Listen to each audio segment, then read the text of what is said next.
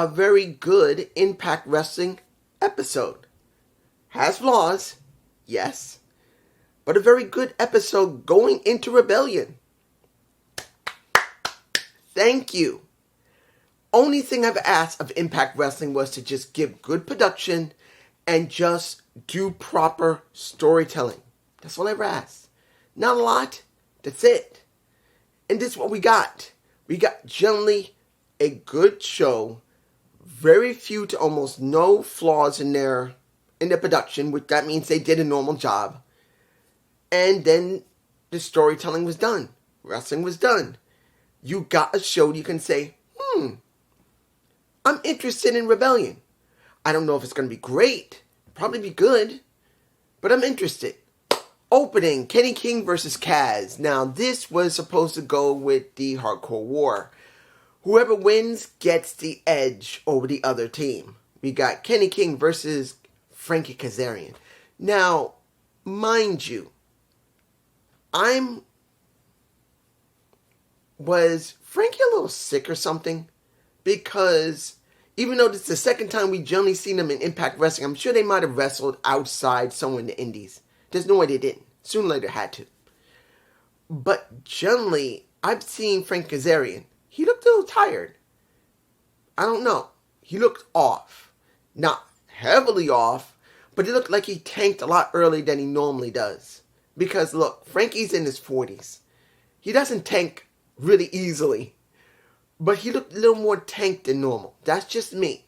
Now, did Kenny do well? He did alright.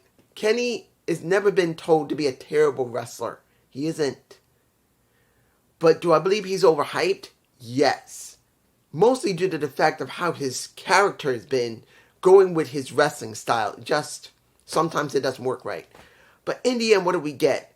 Bully Ray's team won due to the fact that you got Moose and Brian Myers coming out. Now, that goes along with the story of Bully Ray getting whoever he needs. And it did have a vid segment where you had the Good Hands, you had Marshall Slamber. Oh, you see the picture of my face. Seeing that Bully Ray grabbed this woman in between her legs near her, Lady Chotski, grabbed her and held her like that. You wonder if they're doing something. I'm not trying to make any type of controversy. I'm not saying any rumors. But the way he tried to grab her to lift her up in a way that she would be recognized as something special. He grabbed her in the ladies' area, guys. While he was trying to grab her, he went right. This is her ladies' area. He went right there for a second and then grabbed it. Now, that can happen accidentally. It happens when you do mixed tags. But this is the first time this has happened where those two got a little close. Now, I'm not saying they're together in real life, but it makes you wonder.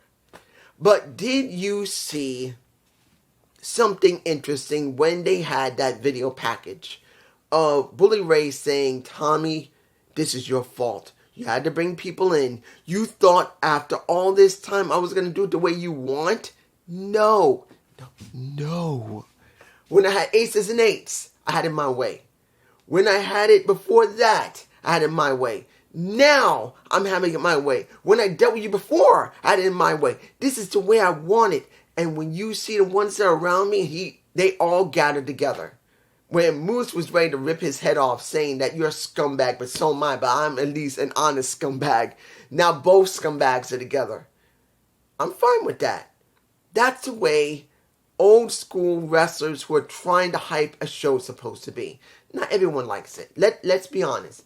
Not new school fans likes that. They want incredible action with almost literally no story to a very strong extent. Now, I'm just being honest here. Their standards are different. But then, they're not always the one who brings in the money. The casuals do. The casuals bring in a little bit more money some cases, particularly if the fan base is like this and the casuals are like this. You got to find a way to bring them in. That's how WWE, ECW, and WCW used to do it. And that is the reason why when you see Triple H doing it, it worked. When you saw that when Impact Wrestling was doing it, They brought in more fans. I'm just saying. New school fans, sorry. I'm not disrespecting, but you don't bring in money. Which that's what the companies need. Anyway, let's move on. Next, we got an X Division match of Black Taurus, of Rick Swann, Luchin Dorado, and returning Dorado Kid that basically, I believe he was working with Rick Swann in Mexico. His intestines imploded. Let me say this again. If you didn't watch the episode, I suggest don't look at highlights. I'm telling you now. Don't do that shit. Find a way to watch the full match and hear what Tom and Matthew say. That Dorado Kid had his intestines implode. Basically, they ruptured during a match. He almost died. Doesn't that sound almost like Zema Ion? Zema Ion almost died in almost a similar way. Not the same way, but in a similar where his intestines or his colon I think his colon exploded. Or his rectum ruptured. I don't remember which one. But one of them, he almost died again in Mexico, just like Dorado Kid almost died. And I'm glad he won. Now, do I believe he's going to win the X Division title? He freaking should. Guys, the match was great. Black Taurus looked like a beast. But I'm going to tell you the truth. Look at this man. I believe I got a shot of him in my face. This man has been there so many times for so many years. When was the last time you heard him ever win a title in Impact Wrestling? Tell me, did he ever win the X Division title? As far as I know, he's never won it.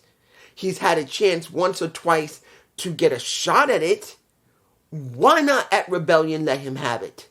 He almost freaking died and he still was willing to come back to Impact Wrestling. Give him the freaking title. He's earned it for so many years he put into Impact Wrestling, doing great matches, and he almost died. He's earned this shot at least once to hold the damn title if he hasn't held it once. I'm just saying. Now, next match.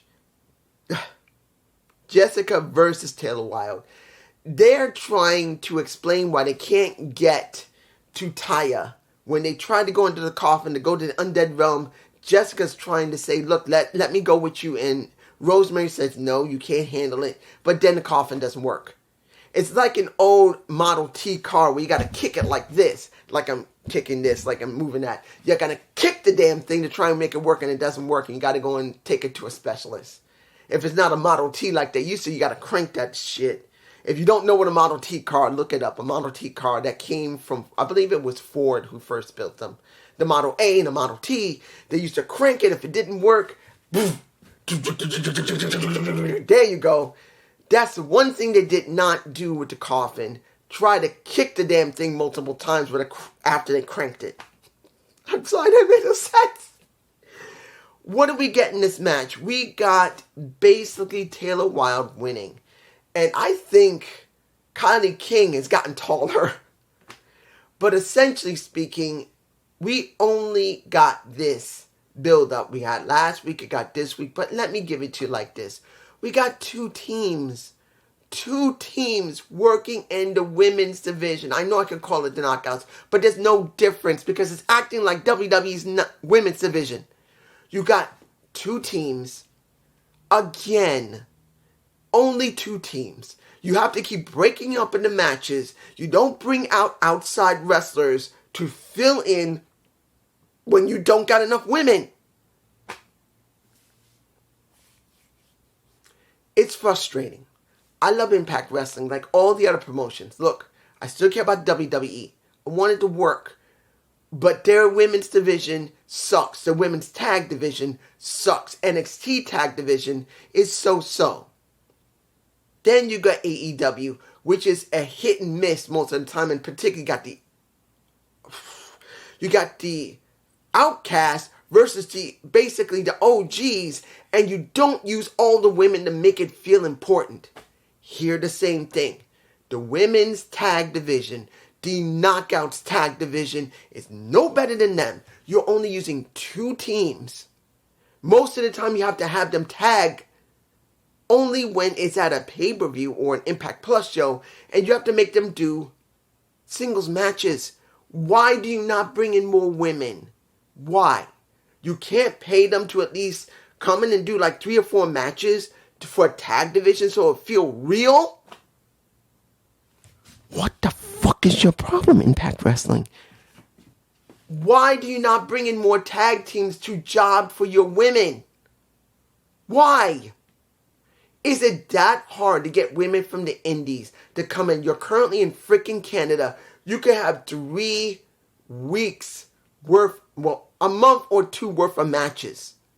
Easily, if you let them have multiple matches over a several day period. Just forget about the rest. You do your regular program, and this is the way you should do it. If I was Impact Wrestling, if we're going to spend a week in Canada, the first 2 days or 3 days, we do two shows each. One in the morning, one in the evening for each of those days. The last 2 days, you do only tag shows. Have at least one whole day that has as many teams from the nearby promotions you can get. As many women that are willing to tag to fill the damn thing in, so then you can insert it into your... Calm down. As a guy who does editing, you cannot tell me they can't, over a 2 or 3 day period, have multiple tag team matches just for the show. Multiple tag teams. You can tell the people that you're only doing women, you're doing knockouts tags only, nothing else. You have 10 teams.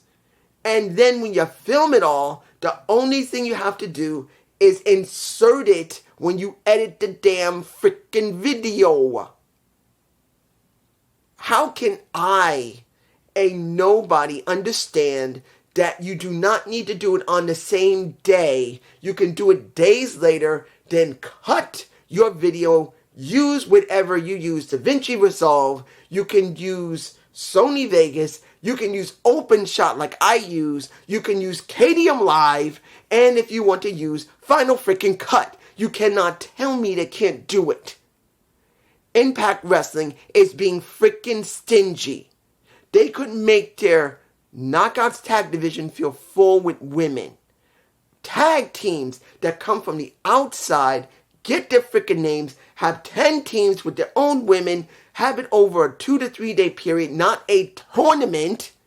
Get the fucking thing done, and you'll have months of women working as long as the women are still there. They're not hurt. You can do it. Fuck you, Impact Wrestling's creative. I'm saying it. Impact Wrestling's creative, fuck you. You could do exactly what I said. You just don't want to pay the women to do it. Now, I'm not saying they have the big budget to bring in a whole bunch of women, but you can't tell me they can't pay at least 4 women to do 3 days or 2 days with any tag team, any women they want as tag, to make the Knockouts tag division feel full. You can use every women in Knockouts division, tag them together, and make it feel like there is a tag division. You got weeks or months of easy, filmable content. Fuck you. But also, as much as I'm cursing them out, I still love Impact Wrestling, and I wish you to please. I know I cursed you out. This is just someone who's angry that you're not doing what you know you could do. Take my freaking idea if you hadn't thought about it. If you see this and you say, holy shit, that guy actually has a good idea. Yes, we are kind of short on cash, but we can't just have 4 women, 2 tag teams to work with at least some of our women. That's a genius idea. Please. Moving on. Okay, what do we got here? We got Dirty Dango and Joe Henry. Still gotta look. I don't trust Joe Henry coming in there and saying, you believe in Joe Henry trying to touch me. And I go, mother, don't touch me. I don't want to be touched by no Joe Henry. But we get Dirty Dango and Joe Henry versus basically design. You got Angels and you got Callahan who still doesn't seem to be 100% on the program. He's not drinking the juice completely. He's still going thumbs up, and he's still being stopped by Diener. No one knows if he truly is going to follow the design, or is he trying to use them. Pretty much miscommunication. It was a good match, but miscommunication between him and Angels. You got Diener screaming at him. He screams back, and pretty much Angels loses. Then we get the beatdown. And then, let me give it to you like this. The best, the greatest moment that was going to be the original title was going to be the Cobra Returns. I was going to do it. We got Santino Marella, the Director of Authority, comes out, pulls out the sock. He's in my face. He turns toward Angels. He goes, in. And I haven't seen that in so many years. I know. The guy's 52 years old. He's about my age.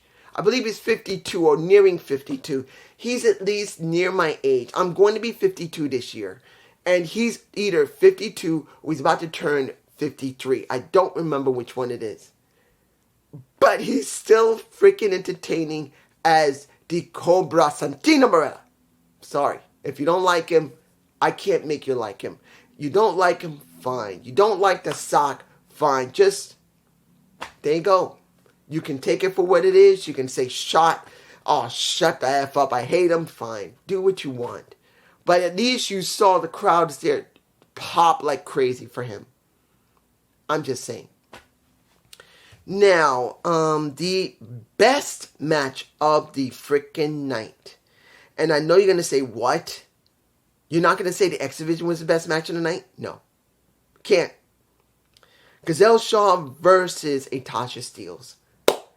Tasha's first match back after being gone a couple of months, either because of mental health or physical health, or she just wanted to take a break. I'm just happy she took a break. We all know that mental health is a problem in the wrestling community. If you did not see the Diary of Trey Miguel, check it. I did see it. I'm not going to make a review of it unless you guys want to ask me to do a review of his diary. Tell me if more than two people. If it's only one, I'm not doing it. But it's got to be at least 2, 3, or 4 people to say, dude, do the Gump report on the Diary of Trey Miguel. But I've seen it. Boy had a lot of problems. I'm telling you right now, you should watch it if you haven't seen it. But when you see that she might have gone away for mental health, that's good. And when she came back, this is the best match I've seen with any women's division on any show. I'm saying it now. I'm saying it right now. This isn't a classic. No. This is not a classic. But I am going to tell you this. This is classic. This is where they were. They weren't far from it. I know people are going to say, dude, you're talking about Giselle Shaw. I'm going to tell you this. I also saw her diary. It was enlightening. Wasn't bad. But I got to tell you this. I had to separate, just like with Trey Miguel, for what I saw of the actual person compared to the actual wrestler. Now, with Trey Miguel, just like Giselle Shaw, both of them have improved dramatically. Trey's character was way better when he finally turned heel. Finally releasing what we knew he could have in his true potential. Now, when it came to Giselle Shaw, I do not agree with her still being a quintessential diva when you were doing the Black Widow, and now you have Savannah Evans in your corner. I can understand still having Vidal, but Savannah Evans, when you should be the freaking Black Widow, dress all in black, and pretty much annihilate anybody, at least try that. I wish she had done it. Because when you look at the style she did, she's one of the few women, I'm saying this now, one of the few I've seen that can actually make the moves between the two wrestlers look seamless. Now, she's not perfect. She boxed a couple of times, but when you watch it, when she tries to clothesline a Tasha Steelz, it looks like she committed to it. Of course, she was making sure she didn't hit her, but at least she looked like she was actually going to do it. Like most women just go, That's not what we want. They're playing around. If you want women, understand, women wrestlers who say they want to be treated exactly the same as men, don't hold back that damn much. Men, they do it too. But the real good ones understand you gotta make it look real, like you're trying to commit to the throw of your punch. Many don't always get it right. Many don't. But when they do, it looks real, it looks seamless. And Giselle Shaw could do that. Tasha's also been able to do that on and off. Savannah Evans has had the problem. She's never been able to do it properly. But when you look at Giselle Shaw, she literally got it. She is very fluid in that ring. She's improved. When she first started Impact, she wasn't that good.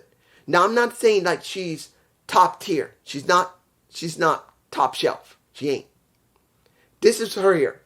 She's come here. This is top shelf. She's gone from here to here.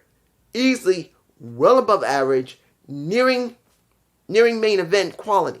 She still needs some work. I do believe that if she turned to the Black Widow, got rid of Giselle Shaw, the quintessential diva, as the Black Widow, she goes to that, I believe she'll do way better. That's just me, guys, something below. Now, let me tell you this.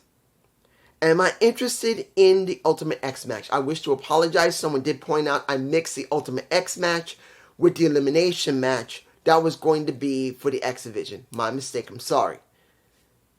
It's kind of hard. Like I told you guys, in my area, the trees have been blooming since the beginning of March, when it was still cold. I've been dealing with allergy problems for weeks, taking my allergy medicine, but still feeling terrible. And we see pollen this freaking big. I tell you now, I kid you not. In certain areas in the Bronx, we get pollen when it fully blooms this freaking big. It is huge. Not like it isn't common around the country, but it kills people with pollen problems like me. And I got it mixed up, so I apologize. So the vid pack for the Motor City Machine Guns and Bullet Club was good, talking about Ultimate X, talking about who's the best. When it comes to the guns, saying that they pretty much revolutionized the Ultimate X for tag teams. I understand it. It works. Am I hyped for it? I don't remember the last time we got an Ultimate X for the tag division. It's been a while. So it is interesting to see. Now, let me give it to you like this. The opening of the show, supposedly before the opening of the show, when they did the national anthem for Canada, you get Maclin coming out, messing with the fans, and then Kushida messing with him. I'm glad it happened. I kind of wish they had shown it in the beginning of the show, instead of showing about a Josh Alexander explain why he's no longer champ. I would have liked to seen this, then Josh Alexander explaining about why he had to let go of the title, and then you show a little bit of Maclin and Kushida. I didn't need that. You could have shown me this, and it would have been more, because I wanted to see Kushida and Maclin by themselves without Josh being interjected. Because Josh's point has been done. He's finished. I don't hate Josh, but you've already proven how badass Josh is and how important he is for Impact. He will eventually come back after his tricep is healed. But why didn't you do that opening? Why did you put it halfway through the show? Why didn't you just do the opening with that? I would have liked to see that. That's just me, guys, down below. Just tell me. And finally, if I'm forgetting anything, I'm sorry. Finally, the Mickie James announcement. Now, we did get the vid pack. Oh, I know I can also talk about Alicia and Eddie going with PCO. I'm leaving that because I want to see, it's important to see the match and see if this really ended, if it's a Barry Alive match or something, maybe. Because we are going to have Alicia interjected, but I'm not going to talk about the video. It's not necessary. We already know what's going to happen. But when we saw a Jordynne Grace talk, we saw a Deonna Purrazzo talk, they made their points very clear. Jordynne is, I am going to win this title. I'm not happy about it, but I'm going to win it. Then you got Deonna, the same thing. And she was a lot more layered than Jordynne Grace. And I'm fine with that. In fact, I still believe the best person to win that title, and I'm not trying to care about, I don't really care. I don't do predictions. The best person to win would be a Deonna Purrazzo. I do believe so. Jordan, I don't hate her. I still love the woman. But I do believe she shouldn't need to win. I do believe Deonna would be the best person to run the Knockouts division again. I do believe it. As a third-time champ. But when you see Mickie, she put them both over along with the locker room. Fine. She made it very clear. She wanted the last rodeo was important to her. She managed to show she can hang. She wanted people to understand that I am not letting go of what I love. But I want to make sure that I can still go. And even though I'm jumping in the ring and I feel like I'm 21 to jump out the ring, I'm not. And this is proof of it because I got a cracked rib. Yeah, pretty much that's what she basically said. She didn't say it directly, but that's what the answer was. And she said she checked with the doctors and she's not clear to compete. She's out. So that doesn't mean she's quitting wrestling. It's just she can't do Rebellion. She'll be back by the time she can heal. But here's the thing.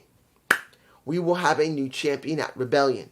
It will be either Deonna Purrazzo or Jordynne Grace. Now here's where things get interesting. Very interesting. What do you think is going to happen once one of these women go? Who's going to be one of the first women that's going to go after them? That's going to be the question. The person that comes to mind will be Marsha Slamovich, who has been used to nauseam. I don't hate Marsha. Love Marsha. But they booked her to oblivion. As I've said, she's a monster only until they need her, and then they have her ass job out. She's not worth anything unless she turns face. And they finally decide to maybe let her get somewhere. That's just how Impact books women.